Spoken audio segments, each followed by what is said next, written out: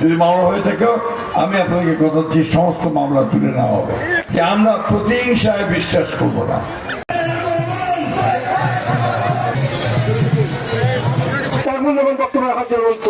ফখরুল ইসলাম আলমগীর সোজা যায় সেখানে করলো কি, প্রথম আলোর উপরে আঘাত মানে হইল গণমাধ্যমের উপর আঘাত। এই আঘাত সে কোনোভাবেই সে শেখ মুজিবের ব্যাপারে কি বলল, শেখ মুজিবের ছবি করলে তারপরে এটা তার বুকে চিনচিন করে, হ্যাঁ, এসব কথাবার্তা। তো প্রথম আলো আর ইন্ডিয়া আপনার সমস্যা না, তা আপনার সমস্যাটা ছিল কারাই 15 বছর।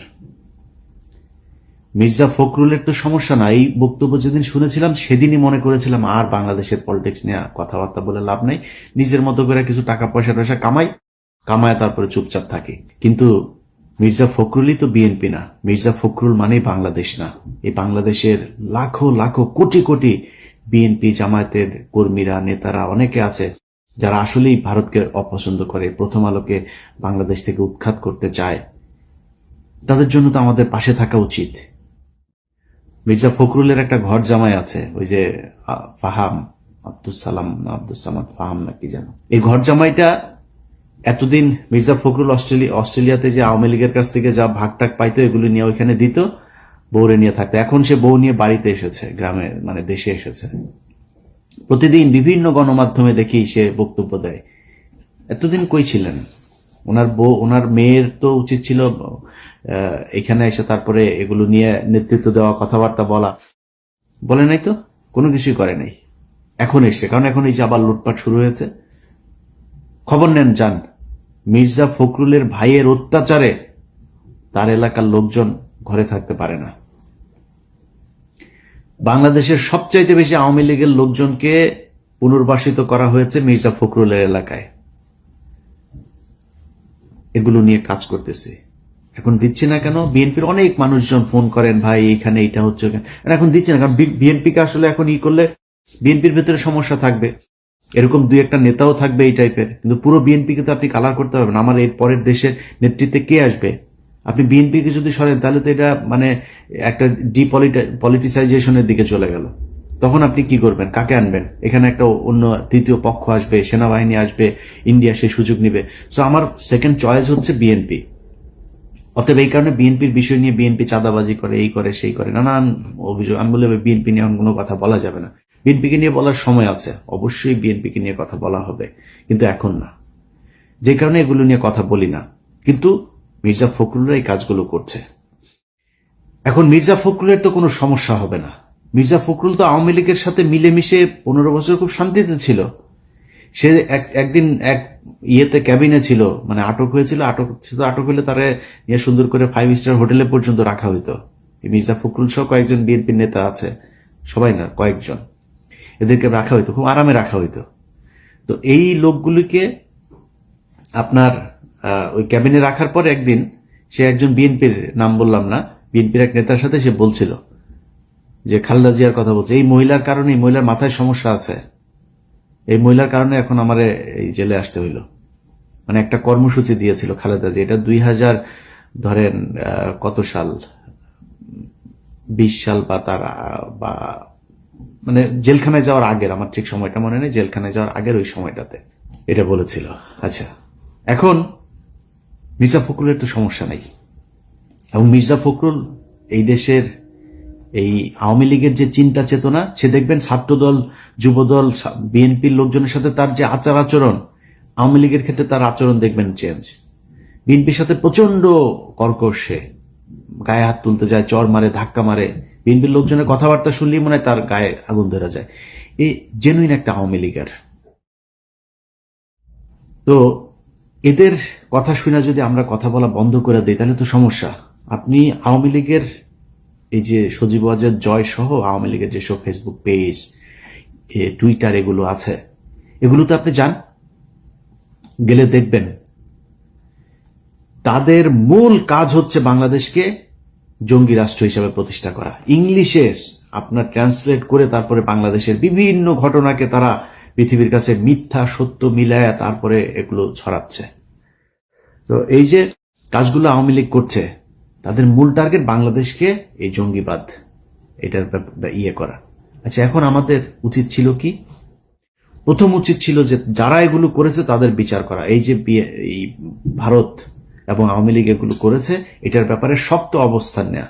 আমরা সেই ভারতকে বসায় রাখলাম। আমরা যেই প্রথম আলো কিনা সারা দুনিয়া, প্রথম আলো, ডেইলি স্টার সারা দুনিয়াতে এইটারে আপনার ছড়ায় দিল। প্রথম আলো করে বাংলায়, ডেইলি স্টার করে ইংলিশে, সারা দুনিয়া এটা চলল। তাদের পাশে গিয়ে আপনি বসলেন, তাদেরকে বাঁচাইতে চাইলেন। তো আপনি একবারও চিন্তা করলেন না যে এদেরকে রেখে এরা যদি নাকি এই প্রথম আলোই তারেক রহমানকে খাম্বা তারেক বানিয়েছে, এই প্রথম আলোই তারেক রহমান খালেদা জিয়াকে জঙ্গিদের প্রশ্রয়দাতা, আশ্রয়দাতা বানিয়েছে। মনে নেই আপনার? এই বিচারটা তো করা দরকার ছিল। আমি বাংলাদেশে যদি নাই কোনো জঙ্গি থাকে, অবশ্যই তার বিচার চাই। বাংলাদেশ ইসলামী শরিয়া ভিত্তিক চলুক, আমি এটা চাই না। মানে আপনি আমাদের যাই মনে করেন তাই মনে করেন, আমি এটা চাই না। বাংলাদেশ ইসলামী শরিয়া ভিত্তিক চলার মতো ওই অবস্থা আমাদের নাই, আমরা সেই জায়গায় যাইতে পারিনি। যদি কেউ পারেন ওই মাইক নিয়ে ওয়াজের মাহফিলে গলা না ফাটায়া একটা গাড়ি বানায় দেখান। আমি ওই জায়গায় এখন যাইতে চাই না। যে কারণে কেউ যদি এখন আবার বিশৃঙ্খলা তৈরি করার চেষ্টা করে, আমি মনে করি বিএনপি আগে যেইভাবে সেই শায়েখ আব্দুর রহমান থেকে শুরু করে বাংলা ভাইদেরকে যেভাবে শায়েস্তা করেছে, এইবারও সেটাই করুক। জঙ্গিবাদকে মাথাচাড়া দিতে দেওয়া যাবে না। কিন্তু জঙ্গিবাদ বলে কি বাংলাদেশে আসলেই কিছু আছে? সেটা প্রমাণ করা দরকার ছিল এই সরকারের আসার পরপরই। বিচারগুলো তাড়াতাড়ি শেষ করে যে এই ঘটনাটা আসলে এই যেভাবে নাটক সাজানো হয়েছিল, এইটা এইভাবে নাটক সাজানো হয়েছিল, এই নাটক সাজিয়ে এইভাবে ভারত এবং আওয়ামী লীগ মিলে তোমাদেরকে ভুল বুঝিয়েছে, আসলে বাস্তব চিত্রটা এটাই। এর মাঝখানেও যদি আলেমদের ভেতরে কেউ জঙ্গি কর্মকাণ্ডে যদি থেকে থাকে, আমি তাদের বিচার চাই। বাট বাদ বাকি যারা, তাদেরকে তো সারা দরকার। সেইটা না করে আপনি তাদেরকে জেলখানায় রাখলেন, আর যারা এটা করলো তাদেরকে আপনি আশ্রয় প্রশ্রয় দিলেন। 2 দিন আগে এক ভিডিও দেখলাম, ওই যে এই ফারজানা ব্রাউনিয়ার এক্স বয়ফ্রেন্ড আপনার জিল্লুর রহমান 3য় মাত্রা করে। এই জিল্লুর রহমান ফারজানা ব্রাউনিয়ার এক্স মানে কত নাম্বার সেটা তো বলা যাবে না, এটা সম্ভবত ওই পার্ট টাইম বয়ফ্রেন্ড ছিল। তো এই পার্ট টাইম বয়ফ্রেন্ড বলছেন যে ঈদের পরে এই দেশে আবার জঙ্গি হামলা হবে। আমার হাতে একটা সিক্রেট রিপোর্ট, যেখানে দেখা যাচ্ছে যে ঈদের পরে বাংলাদেশের রাজনৈতিক পরিস্থিতি অত্যন্ত অস্থির হয়েছে। এক ধরনের জঙ্গি তৎপরতা গত কিছুদিন ধরে আমরা এই আলোচনা শুনছি এবং লক্ষণও দেখা যাচ্ছে। এটা পাঠবার একটা আশঙ্কা আছে। তিনি বলছেন দেশে নাকি কোন এক সাংবাদিক এটার সাথে জড়িত, কোন আলেম নাকি দেশের কে কারা কারা জড়িত, আর প্রবাসে একজন আছে কোথায় নাকি থাকে, সেও নাকি জড়িত। যে নিষিদ্ধ ঘোষিত কিছু সংগঠন, তাদের অন্তত 3 জনকে ক্লিয়ারলি আইডেন্টিফাই করেছে রিপোর্ট। এদের সঙ্গে একজন সাংবাদিকও আইডেন্টিফাই করা গেছে যিনি এইসব তৎপরতার সঙ্গে যুক্ত। তার কাছে একদম পুরো তথ্য খাতা, এইভাবে খাতা 3-4টা পৃষ্ঠা নিয়ে তারপরে তিনি বসেছেন। ওরে বাবারে, তার কাছে সব তথ্য। হ্যাঁ, কিভাবে হামলা হবে, কোথায় কোথায় হবে, সে আগের মতোই নাকি গুরুত্বপূর্ণ জায়গায় কোর্ট টোট এইসব সেইভাবে নাম ধরে ধরে বলছেন। পসিবল থ্রেট লক্ষ্য করা যাচ্ছে। তারা গভর্নমেন্টের বিভিন্ন ইনস্টলেশনে হামলা চালাতে পারে, লোকাল কোর্টসগুলোতে হামলা চালাতে পারে। পরে ধৈর্য নিয়ে ওর পিছন দিয়া ডিম ঢুকে ওরা জিজ্ঞেস করেন যে তুই এই তথ্য কই পাইলি, কই হবে, কারা কারা করবে, তাড়াতাড়ি নামের লিস্ট দেয়। আমরাও সেটা জানতে চাই, কারা কারা এই দেশে জঙ্গিবাদ এই করতে চায়, তাদের আমরা খুঁজে বার করতে চাই। ওর কাছ থেকে তালিকা নেন, ও কোথায় পেয়েছে এটা। এরা হচ্ছে খুব চিপ রেটের দালাল। এরা বিভিন্ন দেশের গোয়েন্দা সংস্থার কাছ থেকে টাকা পয়সা খায়া তারপরে বাংলাদেশে অস্থিতিশীল পরিস্থিতি তৈরি করতে চায়। ভারত নিশ্চয়ই এর ওই হয়তো বড় অঙ্কের একটা মোটা অঙ্কের টাকা দিয়েছে। এই টাকা পয়সা নিয়ে সে এখন আবার আগের নেগেটিভ দাঁড় করাইতে চায়। দেশে আবার হামলা হবে ঈদের পরে, মানে জঙ্গি হামলা হবে, এই দেশে প্রচুর জঙ্গি আছে, এদের সাহায্য করো। এত সোজা না ভাই। 5 তারিখ এমনি এমনি আসে নাই। যদি কেউ মনে করেন 5 তারিখ এমনিতেই চলে এসছে, এটা মনে করার কোনো কারণ নাই। আল্লাহ নিজের হাতে ধরে আপনাদেরকে এই গিফট দিয়েছিল। এটা যদি ধরে রাখতে চান তাহলে এটা নার্সিং করতে হবে। এই যে 8টা মাস হইল, এখনো পর্যন্ত বিএনপি জামায়াত সহ বিভিন্ন লোকজন জেলখানায় আছে। জেলখানায় থাকা মানুষগুলিরে এখন পর্যন্ত জেল থেকে বার করতে পারলেন না। রোজাটা করলো তারা জেলখানার ভেতরে। ইফতার কি করে, তার পরিবারের অবস্থা কি, 15 বছরে এই মামলা চালাইতে চালাইতে কি অবস্থা। আরে ভাই, এই জেলখানার মানুষগুলোর এই যে প্রতিদিন তাহাজ্জুদ নামাজ পড়া, আল্লাহর কাছে সাহায্য চাওয়া, দেশের জন্য আল্লাহর কাছে কান্নাকাটি করা, এই জন্য 5 তারিখ এসেছিল।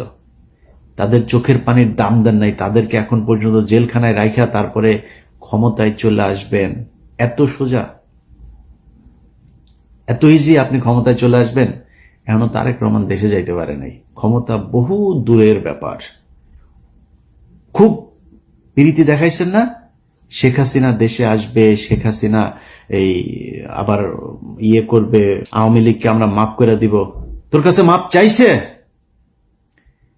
এখন আওয়ামী লীগকে পুনর্বাসিত করবে কি? কোন রিফাইন আওয়ামী লীগ আসবে, নাকি পিওর আওয়ামী লীগ আসবে, র আওয়ামী লীগ আসবে, না কোন আওয়ামী লীগ আসবে, সেটা নিয়ে আলোচনা হয়। এই আলোচনা আপনাকে আসতে বলছে কি? আওয়ামী লীগ বলছে আপনার কাছে যে আমরা আসতে চাই, আমাদেরকে র আওয়ামী লীগ নিবা নাকি এই রিফাইন আওয়ামী লীগ নিবা, কোনটারে নিবা, কোন ভাবে আমাদেরকে নেওয়া যায়, চাইছে আপনার কাছে?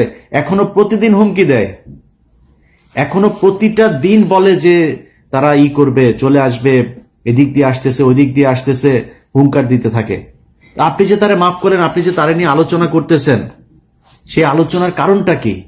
আওয়ামী লীগ কবে, কোন দিন আপনাকে বলছিল যে আপনি আমরা আমাদেরকে নেওয়ার ব্যবস্থা করেন, আমরা দেশে একটু ফিরতে চাই, আপনাদের সাথে কথা বলতে চাই, বলেছে নাকি? আমরা আলোচনা করছি।